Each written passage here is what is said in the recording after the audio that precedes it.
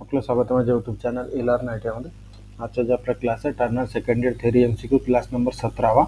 याच्या आधी आपण सेम असंच तुमच्या सिलेबसनुसार आणि मॉडेल वाईज प्रश्न सॉल्व करून देत आहे। तर आजचा जो आपला क्लास आहे क्लास नंबर 17वा ॲडव्हान्स टर्निंगचा पार्ट 2 वाला भाग आहे। स्टार्ट करूया। आजचा जो आपला क्लास आहे turner second year theory MCQ Marathi to English class number 17वा। पहिला प्रश्न आहे, what is the name of the part mark X in lapping process. आता हा जो डायग्राम आपल्याला दाखवलेला आहे हा प्रश्न खूपदा रिपीट झालेला आहे या पेपरमध्ये थेरीचा, तर लक्ष देऊन या। म्हणजे खूपदा हा रिपीटेड झालेला हा वाला प्रश्न। तर प्रश्नामध्ये काय विचारलेला आहे, लॅपिंग प्रक्रियामध्ये एक्स म्हणून चिन्हांकित केलेल्या भागाचे नाव काय आहे।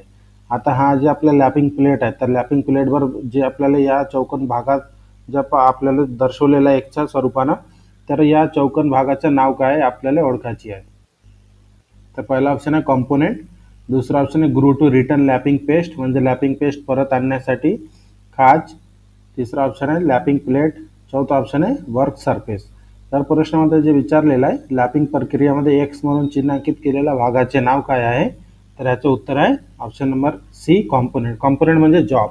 समजा आपल्याला आपला हा जॉब आहे चौकोन आकाराचा आणि याच्या चारी बाजूला आपल्याला लॅपिंग करायचं आहे आणि हा खाली काय लागलेला लॅपिंग प्लेट, याच्यावर लॅपिंग पेस्ट लावून याला कंटिन्यू घासला जाते। त्यानंतर हा याच्यावर आपल्या जॉबचं जे फिनिशिंग प्रोसेस असते ते फिनिशिंग प्रोसेस कंप्लीट होत असते।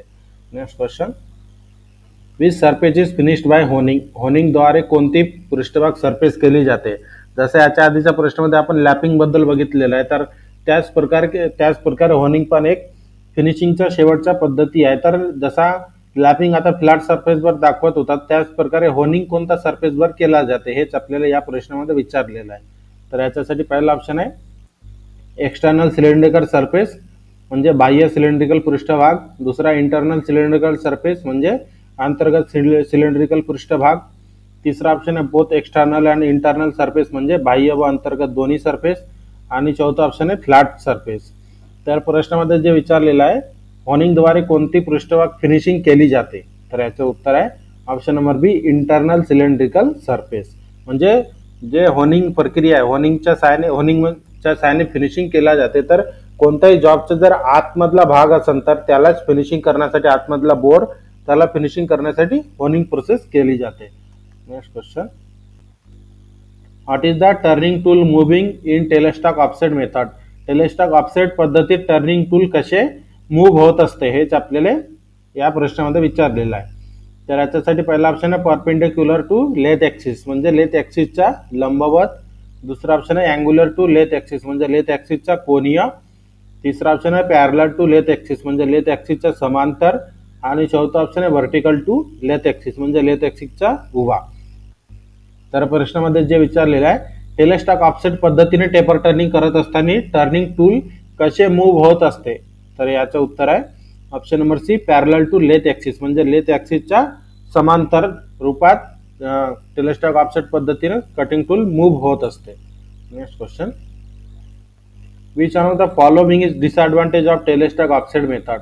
टेलेस्टॉक ऑफसेट पद्धतीचा एक डिसएडवांटेज म्हणजे तोटा कोणता आहे खालीलपैकी, तर याच्यासाठी पहिला option power fit can be given म्हणजे ॲटो फिट आपण देऊ शकतो, दुसरा ऑप्शन आहे good surface finish can be obtain म्हणजे चांगला पृष्ठभाग फिनिश मिळू शकते, तिसरा ऑप्शन आहे external taper thread can be produce म्हणजे बाह्य टेपर थ्रेड तयार केला जाऊ शकतो, आणि चौथा ऑप्शन आहे only external taper can be turn म्हणजे फक्त बाह्य टेपर टर्न करू शकतो।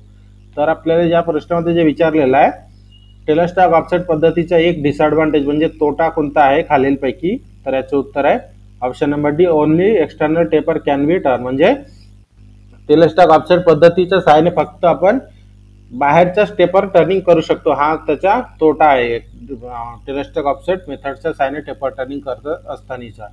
Next question, which axis the tool move in taper turning attachment. Taper turning attachment मध्ये टूल कोणत्या ॲक्सिस मध्ये चालते, तर याच्यासाठी पहिला ऑप्शन आहे परपेंडिक्युलर टू लेथ ॲक्सिस म्हणजे लेथ ॲक्सिसच्या लंबवत, दुसरा ऑप्शन आहे पॅरलल टू लेथ ॲक्सिस म्हणजे लेथ ॲक्सिसच्या समांतर, तिसरा ऑप्शन आहे अँग्युलर टू लेथ ॲक्सिस म्हणजे लेथ ॲक्सिसच्या कोनीय, आणि चौथा ऑप्शन आहे व्हर्टिकल टू लेथ ॲक्सिस म्हणजे लेथ ॲक्सिसचा उभा। तर प्रश्नामध्ये जे विचारलेलं आहे जेव्हा आपण टेपर टर्निंग करत असतो टेपर टर्निंग अटॅचमेंटच्या सहाय्याने, तर त्याच वेळी जे कटिंग टूल असते ते कटिंग टूल कोणत्या ऍक्सिसवर मूव्ह होत असते हेच आपल्याला या प्रश्नामध्ये विचारलेला होता. तर याचं जे उत्तर आहे option number C, angular to lathe axis, म्हणजे लेथ मशीनचा जे ऍक्सिस आहे त्याच्या अँगल मध्ये मूव्ह होत असते टेपर टर्निंग अटॅचमेंटच्या साहाय्याने टेपर टर्निंग करत असताना cutting tool. Next question, which one of the following is disadvantage of taper turning by attachment. अटॅचमेंटद्वारे टेपर टर्निंग करण्याचा डिसएडवांटेज कोणता आहे. तर याच्यासाठी पहिला ऑप्शन आहे both external and internal taper can be produce, म्हणजे बाह्य व अंतर्गत टेपर आपण तयार करू शकतो. दुसरा ऑप्शन आहे पॉवर फीड आपण देऊ शकतो, म्हणजे ऑटो फीड देऊ शकतो आपण. तिसरा length taper can be produce, म्हणजे जास्त लांबीपर्यंत पण आपल्याला टेपर करता येते. आणि चौथा only limited taper can be turn, म्हणजे फक्त मर्यादित टेपर कोणच तयार करू शकतो. तर जे आपल्याला विचारलेला होता टेपर टर्निंग अटॅचमेंटच्या साहाय्याने टेपर टर्निंग करत असतानाचा डिसएडवांटेज काय आहे.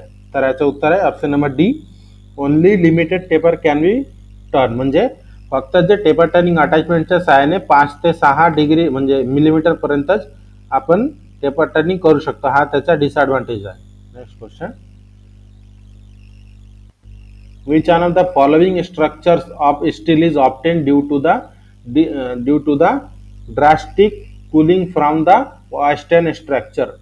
प्रश्नामध्ये काय विचारलेलं आहे, स्टीलच्या खालीलपैकी कोणती संरचना ऑस्टेनाइट पासून तीव्र थंड झाल्याने तयार होते. तर प्रश्नामध्ये जे विचारलेलं आहे याच्यासाठी पहिला ऑप्शन आहे पॅरलाइट, दुसरा सिमेंटाइट, तिसरा मार्टेनसाइट आणि चौथा फॅरेराइट. तर प्रश्नामध्ये जे विचारलेलं आहे स्टीलच्या खालीलपैकी कोणती संरचना ऑस्टेनाइट पासून तीव्र थंड झाल्याने तयार होते. तर याचे उत्तर आहे option number C, martensite. Next question, which one of the following property of metal is imparted by annealing. Annealing प्रक्रियेमुळे धातूमध्ये कोणता गुणधर्म येतो. जेव्हा आपण हा जो एनालिंग आहे, एनालिंग ही ट्रीटमेंटचा प्रोसेस आहे. तर एनालिंग प्रक्रिया केल्यानंतर धातूमध्ये कोणता गुणधर्म येतो हेच आपल्याला या प्रश्नामध्ये विचारलेलं आहे. तर याच्यासाठी पहिला ऑप्शन आहे हार्डनेस, दुसरा टफनेस, तिसरा डक्टिलिटी, चौथा सरफेस हार्डनेस. तर प्रश्नामध्ये जे विचारलेलं आहे एनालिंग प्रक्रियेमुळे धातूमध्ये कोणता गुणधर्म येतो. तर याचं उत्तर आहे option number C, ductility. Next question, which one of the following heat treatment process produce a scale free surface on a component. हाही प्रश्न इम्पॉर्टंट आहे, खूपदा रिपीटेड झालेला आहे पेपरामध्ये. जे प्रश्नामध्ये आपल्याला विचारलेला आहे खालीलपैकी कोणती उष्णता उपचार प्रक्रिया घटकावर स्केल फ्री पृष्ठभाग तयार करते. तर याच्यासाठी पहिला ऑप्शन आहे फ्लेम हार्डनिंग, दुसरा केस हार्डनिंग, तिसरा नायट्रायडिंग, चौथा इंडक्शन हार्डनिंग. तर प्रश्नामध्ये जे विचारलेलं आहे खालीलपैकी कोणती उष्णता उपचार म्हणजे हीट ट्रीटमेंट प्रक्रिया घटकावर स्केल फ्री पृष्ठभाग तयार करते. तर याचं उत्तर आहे option number D, induction hardening. Next question, what is the types of heat for the expression 20F7/G6. हाही इम्पॉर्टंट प्रश्न आहे, हाही खूपदा प्रश्न पेपरामध्ये विचारलेला आहे. आपल्याला फीडचा टाइप्स ओळखायची आहे, फक्त आपल्याला या साईजच्या आधारानं, या साईजला आधार पकडून आपल्याला फीडचा प्रकार ओळखायची आहे. तर या ठिकाणी फक्त साईज जसा फॉर एक्झाम्पल 25 पण राहू शकते, पण प्रश्न आपल्याला सेम असाच प्रश्न विचारला जाते पेपरामध्ये 25 किंवा 20 एच कॅपिटल S7/G6. तर याच्यावरून आपल्याला ओळखायची आहे की हा फीड कोणता प्रकारचा आहे. तर याच्यासाठी पहिला ऑप्शन आहे इंटरफिअरन्स फीड, दुसरा क्लिअरन्स फीड, तिसरा ट्रान्झॅक्शन फीड, चौथा फोर्स फीड. तर प्रश्नामध्ये जे आपल्याकडे एक साईज दिलेला आहे लिमिट फीड टॉलरन्स मधलाच आहे हा 20 कॅपिटल S7/G6. तर याच्यावरून आपल्याला जे फीट ओळखायचा होता, तर हा जो फीट आहे याचं नाव आहे ऑप्शन नंबर बी, क्लिअरन्स फीट. क्लिअरन्स फीटचा हा एक एक्झाम्पल आहे.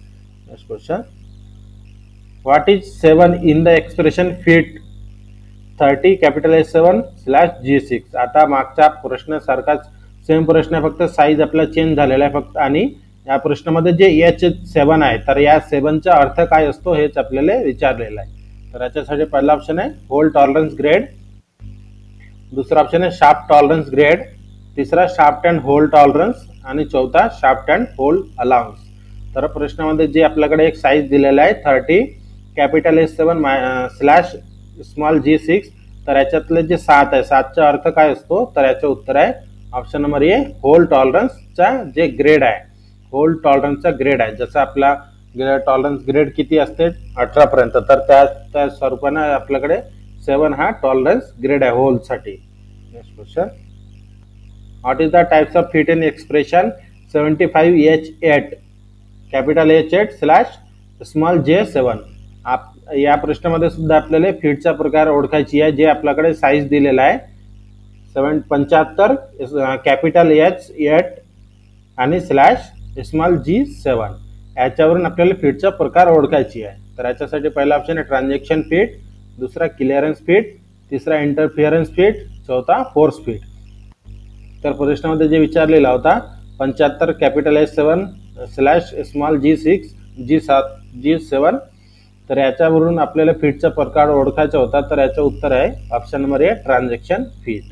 Next question, which one of the following is an advantage of mass production. Mass production चा कोणता फायदा आहे, म्हणजे मास प्रोडक्शन करत असतानाचा फायदा काय असतो. जसं कंपनी आपण कोणताही प्रोडक्ट वापरत असतो तर त्या प्रोडक्ट मास प्रोडक्शनमध्ये बनलेला असतो. तर त्या मास प्रोडक्शनमध्ये बनण्याचा त्याचा फायदा काय असतो हेच आपल्याला प्रश्नामध्ये विचारलेला आहे. तर याच्यासाठी पहिला ऑप्शन आहे special purpose machinery are necessary, म्हणजे विशेष उत्पादनाची मशिनरीची आवश्यकता असते. दुसरा ऑप्शन आहे jig and fixture are needed, म्हणजे जिग आणि फिक्चरची आवश्यकता असते. तिसरा ऑप्शन आहे gauges are to be use, म्हणजे गेज वापरला जातो. आणि चौथा ऑप्शन आहे time for manufacturing of component is reduce, म्हणजे घटकाच्या निर्मितीसाठीचा वेळ कमी होतो. तर प्रश्नामध्ये जे विचारलेला होता मास प्रोडक्शनचा फायदा कोणता आहे, तर याचं उत्तर आहे option number D time for manufacturing of component is reduce, म्हणजे मास प्रोडक्शनमध्ये बनल्यामुळे काय होते, जे प्रोडक्ट बनवायचे असते मास प्रोडक्शनमध्ये तर त्याच्यासाठी पूर्ण साहित्याची अरेंजमेंट केली जाते. त्यानंतर काय होते, फक्त प्रोडक्शन करत असताना फक्त त्या साच्यामध्ये फिट करायचं आणि प्रोडक्शनला तयार करायचं, म्हणजे लवकरात लवकर बनते. त्याच्यामुळे काय होते, जे प्रोडक्ट बनते त्याच्या बनण्याचं जे वेळ असतं ते कमी होऊन जाते.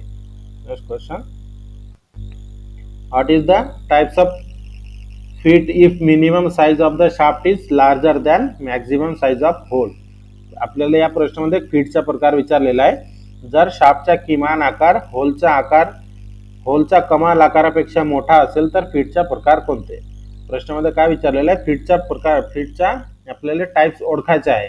त्याच्यासाठी काय दिलेलं आहे, minimum size of the shaft is larger than maximum size of the hole, म्हणजे शाफ्टचा किमान आकारचा होल, आणि जर शाफ्टचा किमान आकार होलचा कमाल आकारापेक्षा मोठा असेल तर फिट कोणत्या प्रकारचा आहे. तर याच्यासाठी पहिला ऑप्शन आहे इंटरफिअरन्स फिट, दुसरा क्लिअरन्स फिट, तिसरा ट्रान्झॅक्शन फिट, चौथा रनिंग फिट. तर प्रश्नामध्ये जे विचारलेला होता आपल्या एक शाफ्टचा प्रकार ओळखायचा होता, ज्याच्यासाठी आपल्याकडे शाफ्टचा किमान आकार होलचा कमाल आकारापेक्षा मोठा असला तर फिटचा प्रकार कोणता. तर याचे उत्तर आहे option number A interference fit. Next question, what is the types of fit if minimum size of the hole is larger than maximum size of shaft. जर होलचा किमान आकार शाफ्टच्या कमाल आकारापेक्षा मोठा असेल तर फिटचा प्रकार कोणता. जे आपल्याला या प्रश्नामध्ये विचारलेले, आपल्याला प्रश्नामध्ये फिटचा प्रकार ओळखायची आहे. फिटचा प्रकार ओळखताना जे आपल्याकडे काय दिलेला आहे, होलचा किमान आकार शाफ्टच्या कमाल आकारापेक्षा मोठा असला तर फिटचा प्रकार कोणता. तर याच्यासाठी पहिला ऑप्शन क्लिअरन्स फिट, दुसरा इंटरफिअरन्स फिट, तिसरा ट्रान्झॅक्शन फिट, चौथा फोर्स फिट. तर प्रश्नामध्ये जे विचारलेलं आहे, जर होलचा किमान आकार शाफ्टच्या कमाल आकारापेक्षा मोठा असेल तर फिटचा प्रकार कोणता. तर याचे उत्तर आहे option number A clearance fit. Clearance फिटमध्ये काय असतो, शाफ्ट लहान असतो आणि होलचा साईज मोठा असतो. तर फिटिंग होत असताना त्याच्यामध्ये क्लिअरन्स येते, म्हणूनच त्याला क्लिअरन्स फिट म्हटला जाते. Next question, calculate maximum clearance of fit. आपल्याला या प्रश्नामध्ये आपल्याला मॅक्झिमम क्लिअरन्स काढायची आहे, ज्याच्यासाठी आपल्याकडे साईज काय दिलेला आहे, डायमीटर 21 दिलेला आहे आणि प्लस मायनस मध्ये जे टॉलरन्स दिलेला आहे, टॉलरन्स काय दिलेला आहे आपल्याकडे,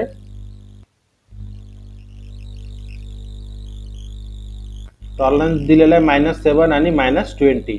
तर याच्यासाठी आपल्याला कॅल्क्युलेट काय करायचं आहे, मॅक्झिमम क्लिअरन्स आपल्याला कॅल्क्युलेट करायची आहे. तर याच्यासाठी पहिला ऑप्शन आहे 0, दुसरा ऑप्शन आहे 0.007, तिसरा ऑप्शन आहे 0.041 आणि चौथा ऑप्शन 0.022.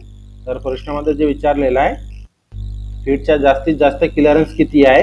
होलचा डायमीटर आहे 21, प्लसमध्ये आहे 0 आणि शाफ्टचा डायमीटर -7 आणि -20 आहे. तर याचं उत्तर आहे option number C 0.041. Next question, determine the types of fit for hole. आपल्याला या प्रश्नावरून आपल्याला फीटचा प्रकार ओळखायची आहे, ज्याच्याकरिता आपल्याकडे साईज दिलेला आहे. होलचा डायमीटर आहे 25 प्लस 21 प्लस हे आपलं टॉलरन्स आहे आणि शाफ्टचा साईज आहे 25 -7 -20. तर याच्यावरून आपल्याला फीटचा प्रकार ओळखायचे आहे. तर पहिला ऑप्शन आहे क्लिअरन्स फीट, दुसरा ऑप्शन आहे ट्रान्झॅक्शन फीट, तिसरा ऑप्शन आहे इंटरफिअरन्स फीट, चौथा ऑप्शन आहे रनिंग फीट. तर प्रश्नामध्ये जे विचारलेलं आहे आपल्याला एक फीटचा प्रकार ओळखायचा होता, ज्याच्याकरिता आपल्याकडे साईज दिलेला आहे. साईज आहे डायमीटर 25 प्लसमध्ये 21 आहे आणि शाफ्टचा साईज आहे 25 -7 आणि -20. तर याचा जे फीटचा प्रकार असते तर याचा उत्तर आहे option number A clearance fit. Next question,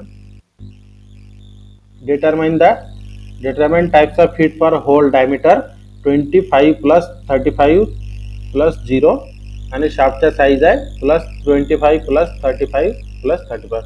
हे जे प्लसमध्ये आणि मायनसमध्ये साईज दिलेलं आहे हे आहे टॉलरन्स. जसा या ठिकाणी आपल्याला प्रॉपरली दाखवलेला आहे. होलचा डायमीटर आहे 25 आणि टॉलरन्स आहे प्लसमध्ये 35 आहे आणि शाफ्टचा डायमीटर 25 आहे आणि प्लसमध्ये 35 आणि प्लसमध्ये 35 आहे. जसा टॉलरन्स दोन प्रकारे दिला जातो, प्लस मायनस. हा दोन्ही बायलेटरल आणि युनिलेटरलमध्ये फक्त प्लसमध्ये राहतील किंवा मायनसमध्ये राहतील. तर या साईजमध्ये आपल्याकडे दोन्ही प्लसमध्ये शाफ्टचा साईज दिलेला आहे. तर याच्यावरून आपल्याला फीटचा प्रकार ओळखायचे आहे. तर याच्यासाठी पहिला ऑप्शन आहे ट्रान्झॅक्शन फीट, दुसरा क्लिअरन्स फीट, तिसरा इंटरफिअरन्स फीट आणि चौथा फोर्स फीट. तर आपल्याकडे जे साईज दिलेला आहे या साईजवरून आपल्याला ओळखायचा होता फीटचा प्रकार कोणता आहे. तर साईज या ठिकाणी आपण बघू शकता. होलचा डायमीटर आहे 25 प्लसमध्ये 35 आहे आणि शाफ्टचा साईज आहे डायमीटर 25 प्लसमध्ये 35 आणि 22 आहे. तर याचं जे उत्तर आहे option number A transaction feet. Next question, what is the types of fit for 75H8/g6. तर आपला या जे साईज आहे या साईज आपल्याकडे जे दिलेला आहे टाइप्स ऑफ म्हणजे फीट्सचा प्रकार आपल्याला ओळखायची आहे, ज्याच्यासाठी आपल्याकडे एक साईज दिलेला आहे. इथं बघू शकता 75 म्हणजे 75 कॅपिटल S8 आणि /g6. तर याच्यासाठी जे टॉलरन्स असते, जसा होलचा साईज किती आहे डायमीटर 75 आणि टॉलरन्स आहे प्लसमध्ये 46 आहे आणि शाफ्टचा साईज 75 आहे आणि प्लसमध्ये 18 आहे, 18 आणि -12 आहे. म्हणजे या ठिकाणी आपला जे दोन्ही बायलेटरल टॉलरन्स असते तर ते दोन्ही वापरलेलं आहे. बायलेटर म्हणजे प्लस मायनस दोन्ही, याच्यामध्ये शाफ्टचा आणि किंवा कोणताही साईज असं टॉलरन्स प्लस मायनस दोन्हीमध्ये दिलेला आहे. शाफ्टचा साईज किती आहे 75 प्लसमध्ये टॉलरन्स 46 आहे आणि शाफ्टचा साईज 75 प्लसमध्ये 18 मायनसमध्ये 12 आहे. तर याच्यावरून आपल्याला काय ओळखायचं आहे फीटचा प्रकार.